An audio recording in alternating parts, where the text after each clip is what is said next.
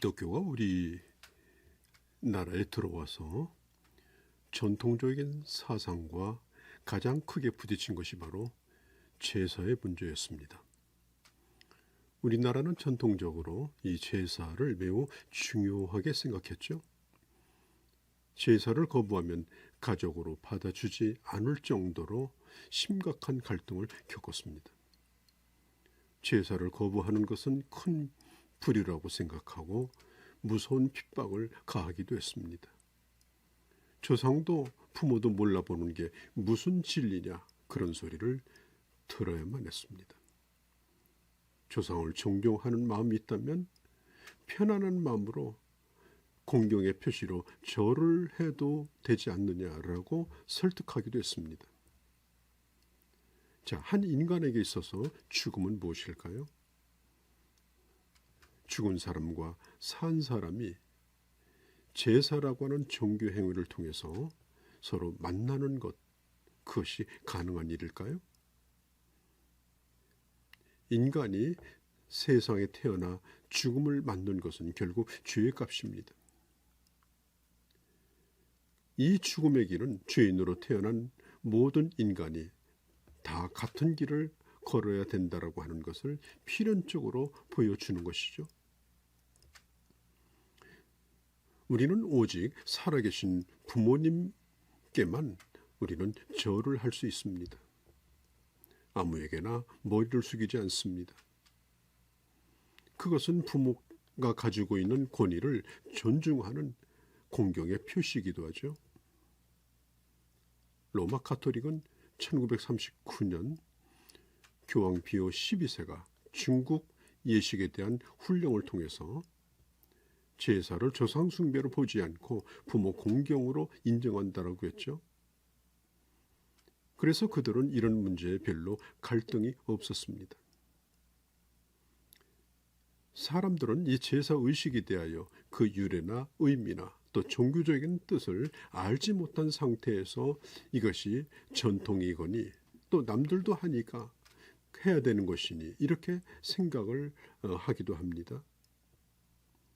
예수 믿는 사람도 전통적으로 내려오는 우리 조상들의 미풍양속을 존중합니다. 서로 돕고 어른들을 공경하고 또 형제가 사랑하고 또 이웃과 적은 것이라도 나눠 먹는 이런 좋은 전통들은 우리 신자들도 귀하게 여깁니다. 그러나 무조건 오래된 것이라고 해서 해오던 것을 다 받아들일 수는 없는 것입니다. 어른을 공경하고 또 가문의 전통을 존중하는 것을 우리도 귀히 여깁니다.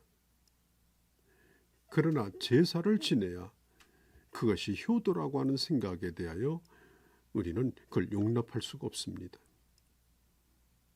죽은 자를 의인화시켜서 마치 음식을 차려놓으면 그것을 먹고 가는 것처럼 형식을 만들고 절차를 만들고 그리고 죽은 자를 부르는 초혼의식을 포함하고 있는 이 제사는 미풍양속이 아니라 분명히 종교적 행위입니다. 성경 어디를 보더라도 근거를 찾아볼 수 없는 우상숭배입니다. 만군의 여호와시며 만주의 주이신 하나님의 계명을 어기면서까지 제사를 고집한다면 하나님께서 그에게 결코 복을 가져다 주지 않을 것입니다. 또 제사가 반드시 그 가족들의 화목을 가져다 주는 것도 아닙니다.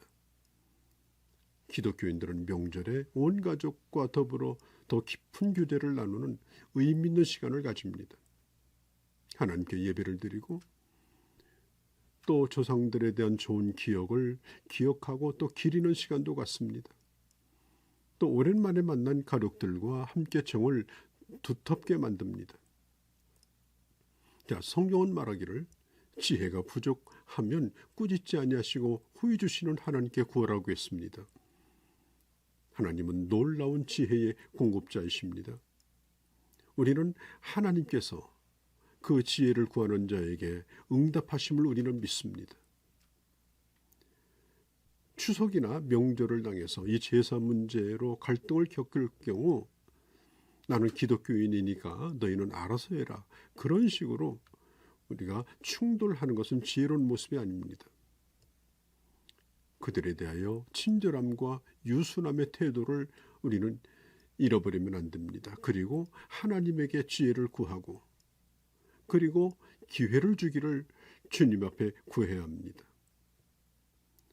그리고 그런 갈등들이 오히려 더 그들로 하여금 기독교 신앙으로 나아갈 수 있는 그런 좋은 길을 반드시 열어줄 것을 믿고 우리는 기다려야 합니다. 한 가정에 예수 믿는 사람이 들어간 것은 그것은 그 가정의 구원을 위한 하나님의 뜻이지만 그러나 그 뜻을 이루는 과정은 대단히 힘듭니다. 그러므로 그들과 논쟁하거나 분내지 않아야 합니다. 개인적으로 좋은 관계를 맺어 놓아야 합니다. 특히 가족들에게 범사에 본을 보여야 합니다. 성실하고 정직하고 그리고 진정으로 상대를 배려하는 마음, 그 진실이 있음을 우리는 보여주어야 합니다.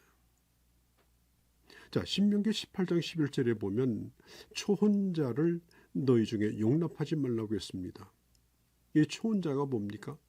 죽은 조상을 불러내는 겁니다. 그들을 살아있는 것처럼 그들과 대화를 나누는 것입니다.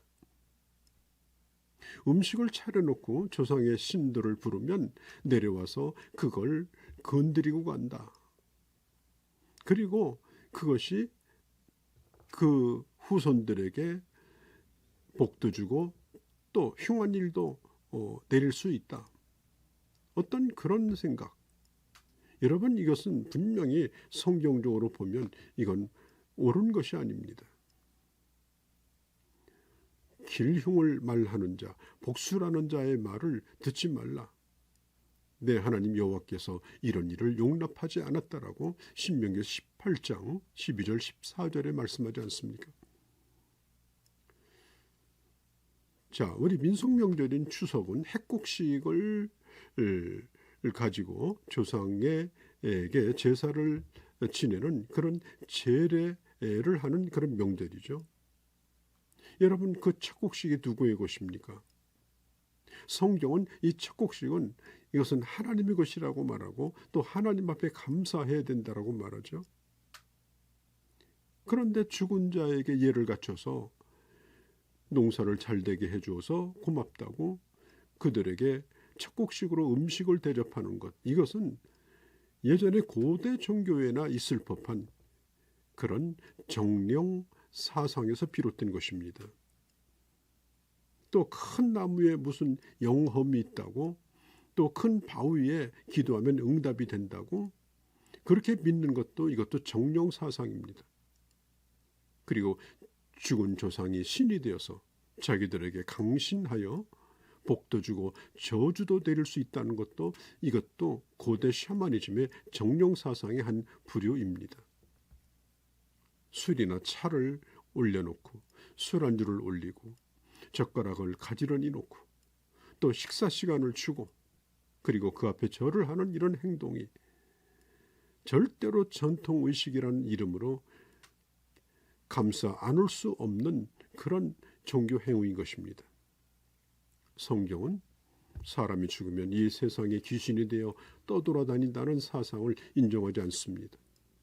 명절날 밥을 대접받으러 그 혼백이 가정에 찾아오지 않습니다.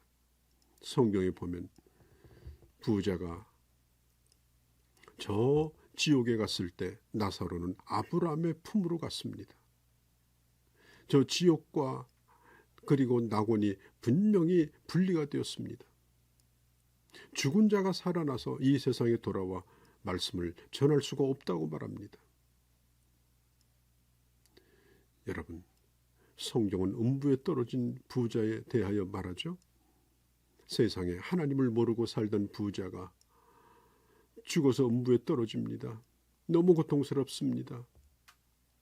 그런데 구걸하던 나사로라고 하는 거지가 낙원에 있는 걸 보면서 믿음의 조상인 아브라함에게 호소를 합니다. 지성에 5 형제가 있는데 그들에게 나사로를 살려보내서 이런 곳이 있다고, 너무 괴롭다고, 오지 않게 해달라고 부탁을 합니다. 그때 아브라함이 말하죠. 지성에는 모세와 선지자 곧 하나님의 이 말씀을 전하는 자들이 있기 때문에 제 아무리 죽은 자가 살아나고 죽음의 세계가 증거한다고 해도 믿으려 하지 않을 것이다. 이 세상에서 무엇보다도 죽음 이후의 세계를 이런 알리는 그런 죽은 자가 돌아오는 일은 성경에 없다는 것입니다. 유대인들은 하나님을 부를 때 아브라함의 하나님, 이삭의 하나님, 야곱의 하나님이라고 했죠. 이것은 죽은 조상을 섬기는 것이 아니라 그들이 섬긴 하나님을 섬기는 것이요. 또 조상은 죽었으나 죽은 것이 아니라 하나님 품에 영원히 살고 있다고 하는 것을 고백하고 있는 것입니다. 여러분, 살아있는 부모를 공경하십시오. 그것이 부모를 향한 산제사입니다. 그리고 그 부모를 예수 믿게서 부모로부터 기도의 지원을 받는 그런 자녀로 꼭 가정을 복음화 시킬 수 있기를 진심으로 바랍니다.